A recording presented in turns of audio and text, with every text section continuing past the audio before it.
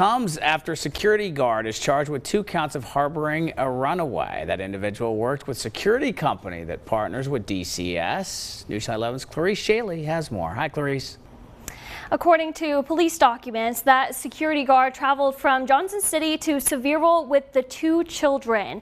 This guard worked for a security company, watching the children being housed at a Christian ministry in Johnson City. According to the Johnson City police records, runaway reports came from a Christian ministry where 2 juveniles were staying in a group home setting. Both teens were under Department of Children's Services custody. Through their investigation, authorities determined they most likely left with Chelsea Price, a security guard at the facility. The night passed with no sign of them. That's why the phone ping became very helpful at that point. Investigators were able to use the phone ping to track Price an hour and a half away in Sevierville. Price was arrested during a traffic stop with the teens in her car. According to an affidavit, Price told investigators she and the teens had developed a bond through her work at the facility. When she learned of the report they'd ran away, she went looking for them and found them near the Johnson City Mall.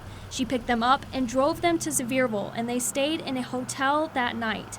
It's noted in the affidavit, given Price's job position, she had knowledge the youths were not allowed to leave and still facilitated them to get further away from the group home. I found it very concerning, absolutely, but luckily we found them. So that's the main goal and greatest priority. News Channel 11 reached out to DCS, and they released a statement saying that the department is aware of the incident and that the department contracts a private security company to provide services at transitional homes.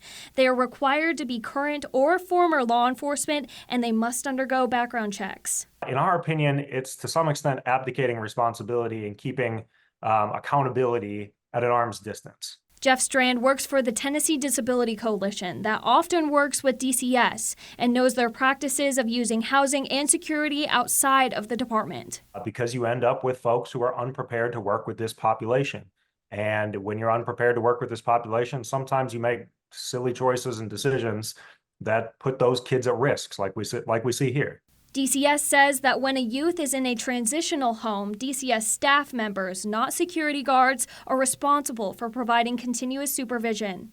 The investigation into this situation is still ongoing, and additionally, DCS says it has developed a real estate plan that will provide more stable solutions for DCS and children entering care. According to the Johnson City Police, within the last year, there have been 12 reports of runaway cases from that Christian ministry in Johnson City.